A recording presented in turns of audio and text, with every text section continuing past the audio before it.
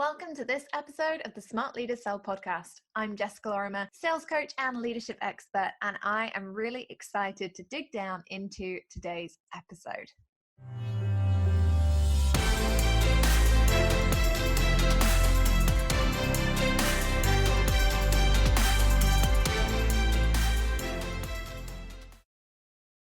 Hey there, poddies. How are we in the middle of March? This is crazy.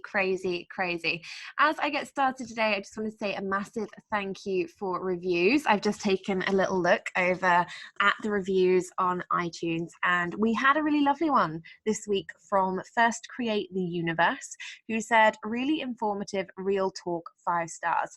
Jess always has some words of wisdom and useful nuggets of advice in every episode, all delivered in her friendly, no-nonsense manner. Recommended listening for anyone who's trying to grow their business and reach new customers, whatever your market.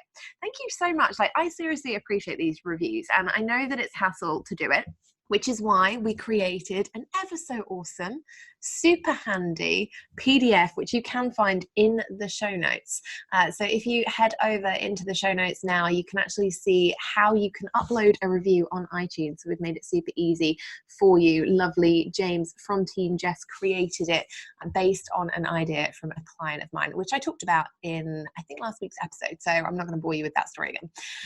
Anyway, I have just finished recording. So this is a week for me of podcast recordings and interviews and things.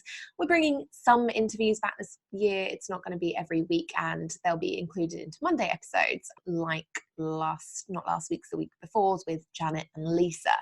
And I was just sat down with one of our guests for April, which seems very, very far away. As I'm recording this, I'm like, it seems a long way away, but it's going to come around so quickly. I know that.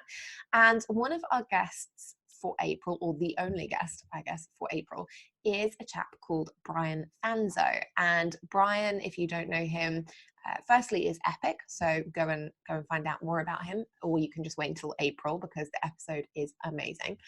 He has hundreds of thousands of followers across multiple platforms.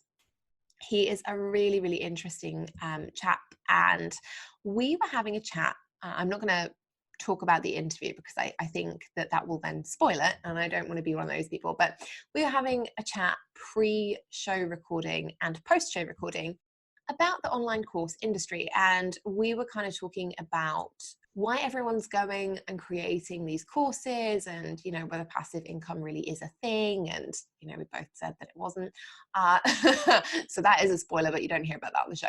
Anyway, we were talking about it, and we were having this conversation, and it got me to thinking last night when I put the recording down about why people don't complete online courses and why it's become more prevalent this year than ever before that people are talking about taking courses in the market that, I'm going to use air quotes here, that don't work, and why people are spending a ton of money on self-study courses that they never actually complete, because it doesn't reflect well on anyone, right? If people are buying your courses but they're not actually doing the work, then you don't get testimonials, people get frustrated, and it becomes a bit of a ball ache, to be honest, to try and sell more of them, because you start to get into that place where you're like, well, my confidence is feeling a little bit low, and perhaps, I was expecting people to be raving about this course, I was expecting people to be really self-motivated,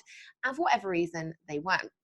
Now, I have always been very honest that I've never completed a self-study course past week 6. So actually I am possibly one of the best people to openly throw my hands in the air and say, what could we do differently? What could we do differently with self-study courses? Some of my courses, my self-studies, perform way above average for the online course industry. And I wanted to share the behind the scenes of that with you, and what you could actually be doing with your online courses, with your self-studies, to get participants to actually participate, and also to help them get better results. So that's what we're going to dive into today, because ultimately getting people better results will get you more sales, and that is something that we always like. So let's dive in. Now, for those of you who don't know, online course completion rate, or mass online course completion rate, is now less than 10%. How scary is that? So for all of you out there who have decided that creating an online course is something that you want to do because you can believe that it's going to impact more people, I just want you to take notice of that stat, so that when you do go out there and you create your online course, if more than 10% of people complete it, you officially have rocked the boat. You are performing above average. Your course is impacting more people than theoretically it should. But that's a very, very low statistic. To have a completion rate of less than 10% of people who purchase your products and services is actually pretty disheartening. Like, given how many people start businesses because they want to help people, they want to impact more lives, etc., etc., it's actually a really difficult concept to grasp, that the people who are so excited about your course, so excited about the results that they might get, fewer than 10% will complete it, which actually means the success rate for courses right now is between 3 and 5%. Ouch, right? That's painful. That is so painful. Now, it's painful on many levels. One, because, you know, we talk about impact regularly on the show, but one, because of impact. If you want to impact more people, the fact that 3 to 5% of people who are completing your courses are going to succeed, and 95 to 97% potentially are going to either not succeed or just not complete it at all. That's a really awkward statistic. Now, I was looking these up this morning, because we all know that I love a little bit of a research binge. And I was looking these up this morning using some cool resources. I was actually using an article from the elearningindustry.com website. I was looking at HBR. I was looking at a few other places. If you're ever interested, by the way, in where I research, you always feel free to email me. I'm happy to share my sources. They're all free. They're all Googleable. So I was looking at this morning and in utter disbelief. Now, I've thought that the online course completion rate was low for a long time, and that was when it was operating at 12%. To see fewer than 10% completion rate and, 3 to 5% success rate is just shocking to me. And I think there are a couple of reasons for that. One is more people than ever before are creating courses. People are creating courses in every single industry imaginable, and there is no problem with this. I'm not saying do not create courses. That's not what I'm saying here at all. But with the rise in the sheer amount and volume of courses that you can create, it means that people are being bombarded regularly. I recently have been looking at adverts on my newsfeed because, again, I love adverts. I love to buy things. And the amount of courses for things that I never would have imagined could be a course is phenomenal out there. And when we're saturating the market with a rate of courses and memberships and really products that need an awful lot of self-motivation for the learner to go through, obviously it does diminish the amount of people who will complete it. It also increases the amount of people who are buying these courses, because let's face it, everyone thinks, I've got another 15 minutes in the day, I've got another half an hour in the day. And so they're buying more courses potentially than ever before. The online coaching industry and the online courses industry is, worth about $1 billion a year or something ridiculous now. It's huge. And it does mean, because let's face it, we're all relatively lazy. We want easy lives, and we want to make good money, and we want to work less. It does mean that a lot of us are creating these, I use air quotes, passive courses, because we want the lifestyle and we want the money. And yes, we also want people to succeed. However, it does pose the question for me around, are we always doing the best thing for our audience in creating tons of passive courses? Are we really protecting them? And are we really doing our best to serve them? Or are we focusing first and foremost on ourselves, which, put your own oxygen mask on first. I've got no problem with that. But are we continuing that self-service mentality? Or are we really creating these courses that they can succeed in and that they want to complete? And when I started looking around, Unfortunately, I came to the latter conclusion. A lot of people are creating courses which give information, but it's difficult to consume. It's not necessarily user focused. And I think that, again, that's come about because we focus now on funnels and automated revenue and passive income. And sometimes we don't always focus on user experience, because we're so keen to be like, well, what else can we sell them when they finish this course? Well, in all honesty, the sad fact is a lot of them aren't even finishing the course. A lot of them aren't even starting the course. So what can we actually do? Because if we were to get people better results, if more people were to actually complete courses, we'd have higher success rates, we would see people being happier, better testimonials across the board, and we would actually sell more of our upsells. So it's really important. Like, this is a really important issue. And, I have limited time on these podcast episodes, so I can't dig in and have the entire one-way conversation with myself that maybe I'd quite like to have at this moment in time. But as always, I'm always interested in your thoughts on a postcard. So feel free to get in touch and let me know, like, what do you think about the course industry? Anyway, rather than ranting on about why the course industry is potentially failing our students, I would like to be a bit more positive and, be a bit more practical about what we can be doing to up the success rates, up the completion rates, and ultimately get better upsells later down the line as well. So in an industry that has a completion rate of less than 10% and a success rate of 3 to 5%, my online courses over the last few years have done incredibly well. In fact, one of our most popular courses, Cash Creation, has a 98% success rate, meaning that 98% of people who go through the course and complete the course actually get the results or an ROI that is higher than their initial investment, which is pretty cool by anyone's standards. The other thing is that actually 98% of people also complete Cash Creation, which means that we have a 2% rate of people who do not complete it and a 2% rate of people who don't generate the ROI that they invested within the 6 weeks of starting the course. Now, that's a huge, huge increase on the usual course stats that we've been discussing this morning. And I think that there are a few reasons why I have courses that typically do a lot better than some of the industry, and why peers and colleagues of mine potentially have courses that I say potentially, I know that there are peers and colleagues of mine who have amazing courses that are completed. And I just want to share a few of the insider sites from why that is, or why I believe that is, and what you could be adding to your courses.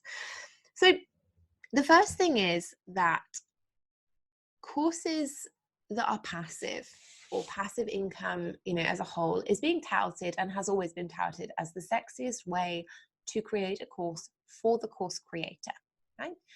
Theoretically, the idea is that you pump a ton of money into paid advertising, you build your audience regularly, and you put them through funnels that will give you passive income. Now, as anyone who is realistic can tell you, passive income is never passive, okay? Passive income becomes passive after a period of time where the product has paid off its costs, okay? So let me just put this into perspective for you guys.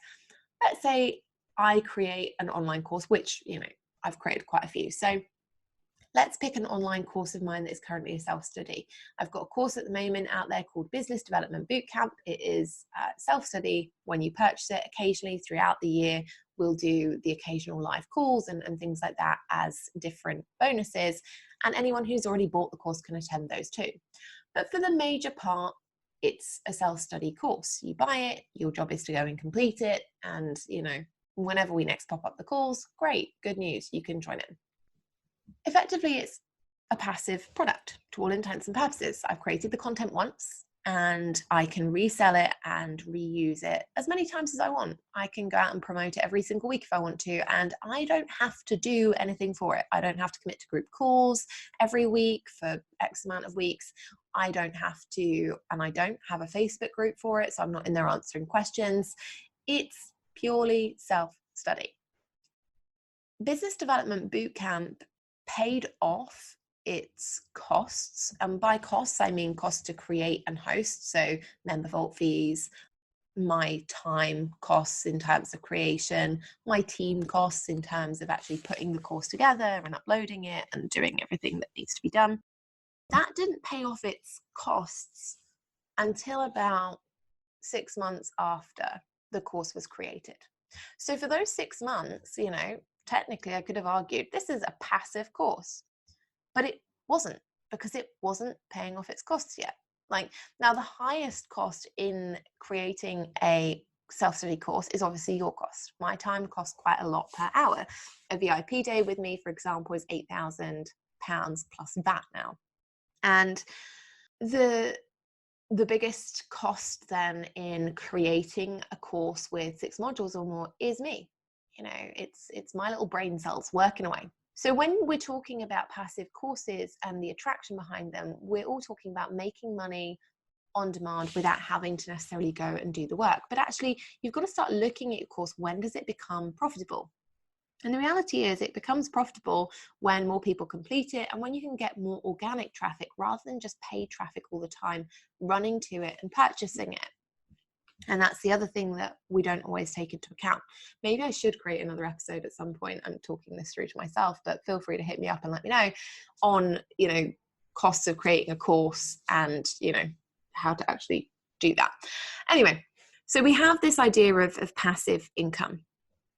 Now, BDB, or Business Development Bootcamp, has a really high completion rate. And there are a couple of reasons for this. One, obviously, is results. People want the results that they want. Now, it's interesting for me because obviously I've niched my business in a different way and pivoted my business in a different way over the last year. And it's interesting to me because I have created a different conversation for my audience around selling to corporates and adding a corporate revenue stream. And actually, one of the conversations I was having with Brian yesterday when we were recording was the fact that he directly quoted, and this was so cool, this is such a cool moment, where he said to me, he was like, I've not seen anybody have this conversation in the space. And we were talking about it because I'm getting copycatted to the nines. People are going out there and creating events with the exact same itinerary that Converting Corporates had last year, and people are out there selling courses on selling to corporates who have literally,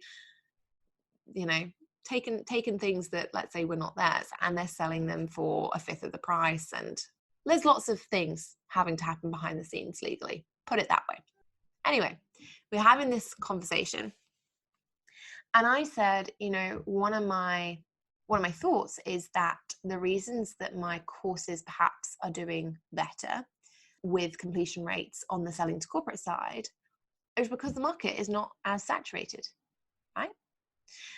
And it was an interesting question to pose. And I laughed after I said it because I thought, here I am trying to justify a reason that something is performing above average. And that felt uncomfortable in two ways. One, I felt uncomfortable that I needed to justify why the rest of the industry wasn't doing as well and give them an out, which ties into a lot around how we talk to ourselves and how we like to make other people feel good.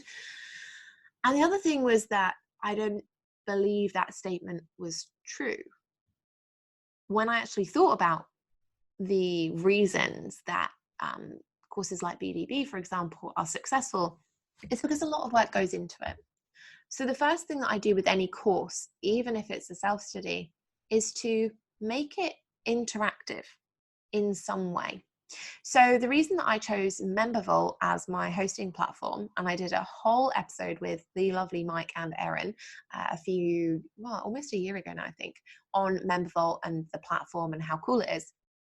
But one of the biggest reasons I chose them was because even for passive courses, you can make it interactive. You can add quizzes, you can add questions where you can ask people if they've completed something. You can get people to take ownership of their learning journey so that they can see how much of the course that they've completed, how much they have left to go. You can get them to check things off. I love MemberVault for that reason, because anyone who is taking a passive course can still feel involved. they can still feel like it is not passive. And I think that's really important.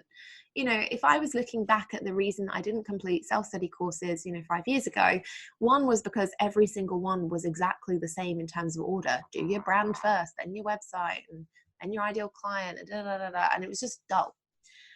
But if they'd have been interactive, if I'd have felt like, I'm one of those people who I'm quite competitive. I'm remembering that episode from Friends where Monica is conned into making Thanksgiving dinner for another year because she's like, I can compete with last year's me. That is me. I'm that person. But seriously, one of the reasons I didn't complete those courses was because I never got to feel like I was interacting in any way with the content. It was just, a kind of sad half-hearted university experience. At least at university, I'd go to seminars and things, and we get to talk and interact about the content and be interested and invested in how it's going to play out and different people's opinions. With online courses, you don't generally, so how can you be making your passive course interactive?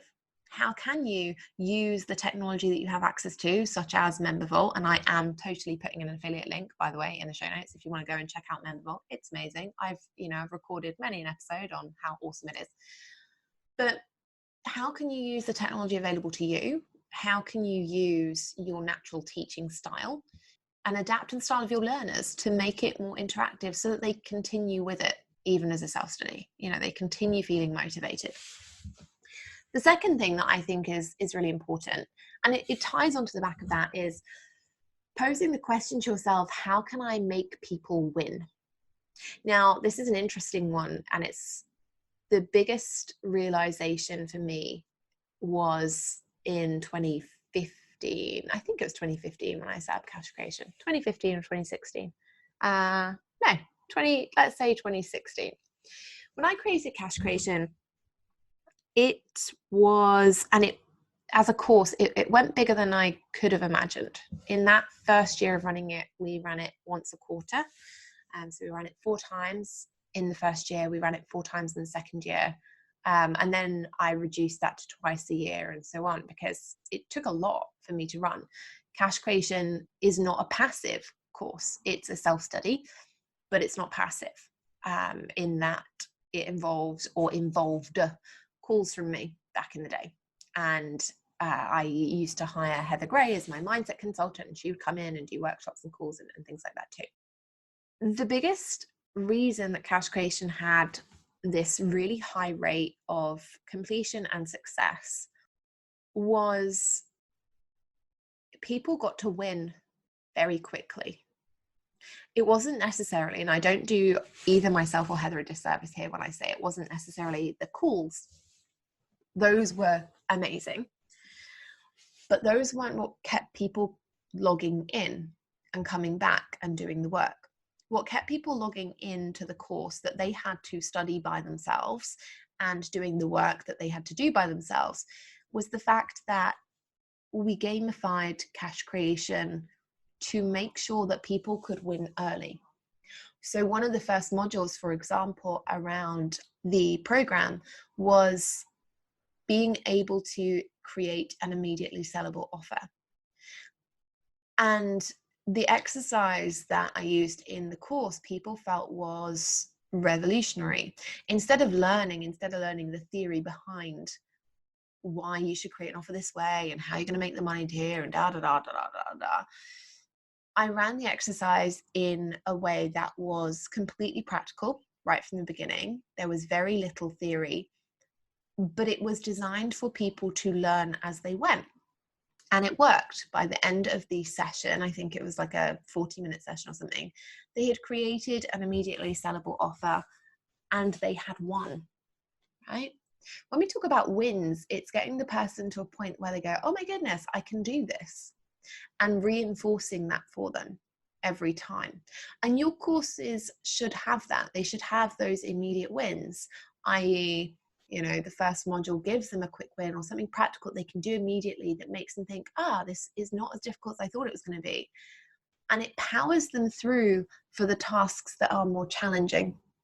Now, I know that, you might be thinking to yourself, and I've definitely thought this over the years, so don't worry if you are, why should I have to tailor my content? Like, why can people not just be self-motivated and do the work? Well, I'm a very good example of somebody who arguably is very self-motivated. I run my own business. I work quite hard at doing that, despite not necessarily working tons of hours. I work very hard to make sure my clients get results. I work very hard to craft content that is actually useful and actionable and quality content. And sometimes when I'm looking at self-study courses, it's not that I need to be more self-motivated or to prove that I'm self-motivated. It's that I need better accountability or to feel like I'm being held accountable, even if that's not necessarily happening live, right? When we gamify things, when we allow people to win, we appeal to the same part of the brain that accountability kind of lives in. So if they're allowed to win, they are ultimately keeping themselves accountable, which takes them to that next step of, right, I need to take the next action. I need to do the next thing. And big companies are using this as a really interesting sales strategy. I noticed this just after Christmas when I'd been doing a relatively high amount of train travel. You know, before Christmas, I had my event, I had a couple of in-person mastermind days for my participants and things. And I got this email from Trainline who said, you have been collecting badges, your 2020 badge collection. And honestly, it tells me every time I use my app, I can collect badges. Apparently there are 10 in total. And in 2019, I collected, I'm just looking at the email now, 1, 2, 3, 4. So I collected 4 out of 10. Now, since January, since they've told me about this badge collecting thing, I have collected another 2. So it took me a whole year to collect 4 badges, and now I've already collected half of that, and we're 2 months in. They're gamifying the experience. I don't get anything extra, but I feel like I win, right? So the badges that I've got are things like Carbon Crusher and Paperless Pioneer and Smart Traveler and things. And they're making me feel like I'm winning. I'm not having to do anything. I'm just showing up and doing what I need to do as normal, hiring trains or buying tickets and blah, blah, blah, blah, blah. But they make me feel like I'm winning. So I want to do more. It's not a self-study course, but I want to show up. I'm like, I want to get the train more because I want to get another badge. Yes, I'm that sad. Another example is I'm part of a membership club for the Langham Hotels group. I use the Langham for VIP intensives and different things. And I love it. I have, again, waxed lyrical on many a podcast episode about how much I enjoy staying at the Langham and how great it is and how awesome their staff are and the things that we can learn. But they have a membership club called the 1865 membership, which incidentally is obviously the year they were founded.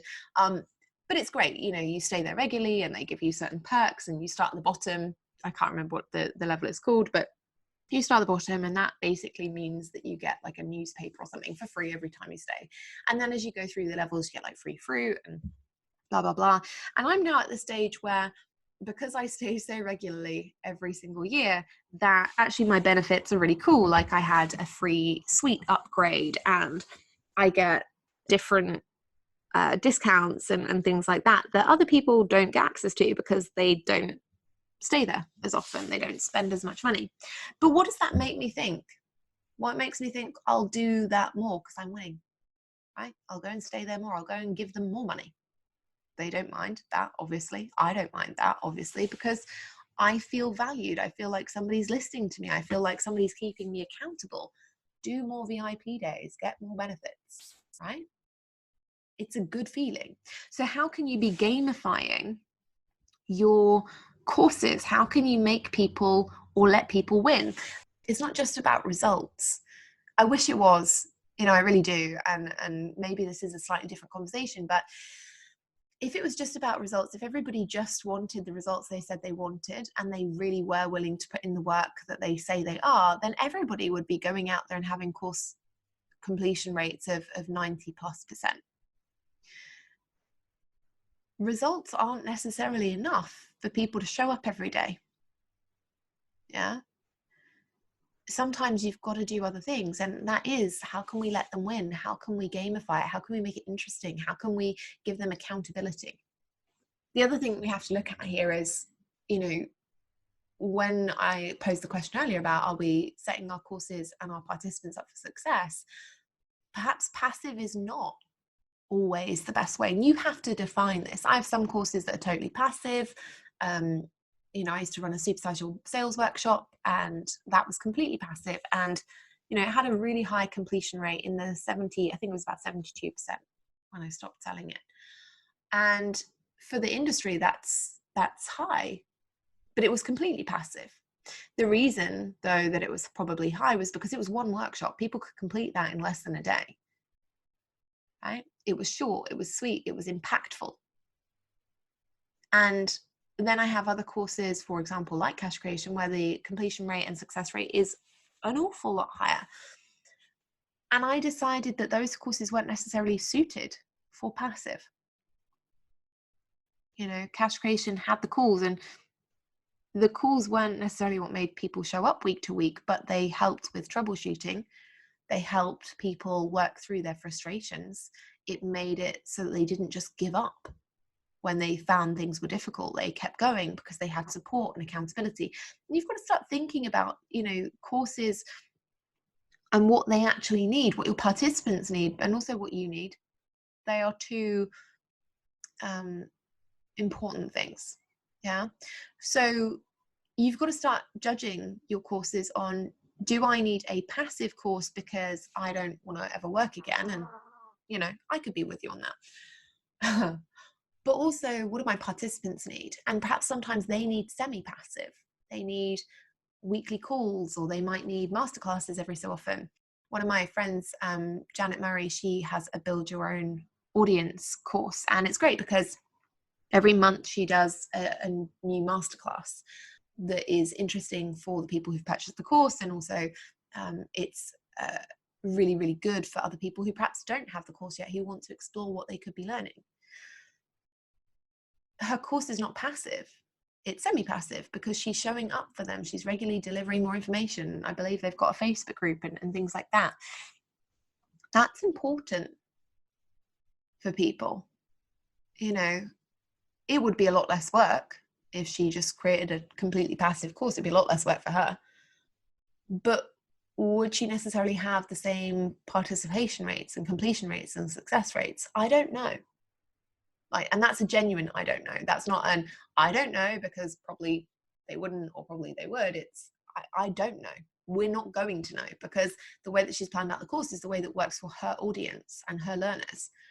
You know, cash creation was planned out in the way that would work for the learners, and actually running it 4 times in a year really, you know, it took a lot out of me. It took a lot out of Heather, because we were showing up and dealing with, you know, the frustrations that naturally come with creating a course. Sometimes things go well and sometimes they don't. And, you know, part of coaching is that you have to support people through both elements of that. Yeah.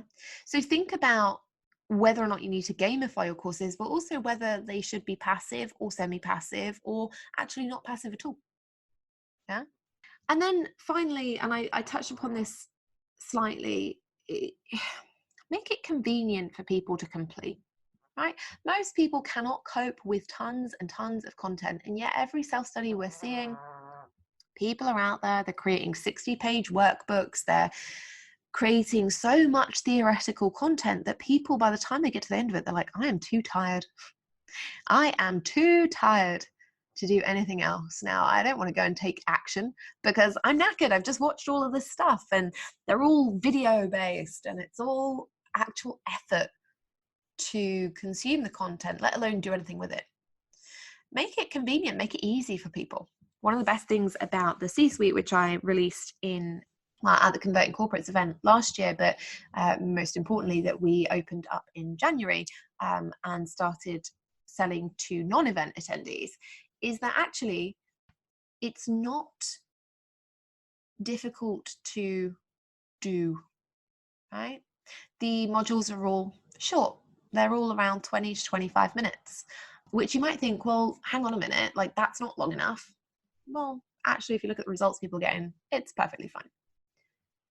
It's about quality What do they actually need to know? And most importantly, it's all action-based. So these 20 to 25 minutes is not about theory and just learn this stuff so that you can feel like you've learned something. It's go and do this stuff so that you can actually achieve something. So it's short, it's sweet, it's immediately actionable, which means that they get better results, which means ultimately they want to do more. It's also audio based and transcription based, so people can take it on the go. They don't need to watch it. They can plug it into their headphones and they can listen as they're out walking. They can, if they prefer to read, just take a look at the transcription and read through. These things are important because the easier we can make something for somebody, the more likely they are to complete that. Yeah, the more likely they are to get better results, and the more likely we are to get better testimonials and to be able to sell more of that product.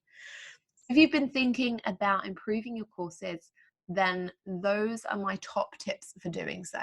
Make it easy to complete, let your audience win, make sure that you are creating courses that are impactful, insightful, simple, and ultimately that you're always doing the best for your learners. I hope you've enjoyed today's episode. If you have, make sure that you head over onto iTunes using our handy little guide and leave us a review. I'll be back next week with our final episode for March. That is terrifying and exciting in equal measure. And obviously, if you do want to listen to the episode with Brian Fanzo that I referenced a couple of times today, that is coming out on the 6th of April. So Monday, 6th of April, you will be able to hear my dulcet tones and Brian's when we have a really, really interesting discussion and a super, super transparent discussion about exactly how he's built the brand and business that he has today. I'll see you then.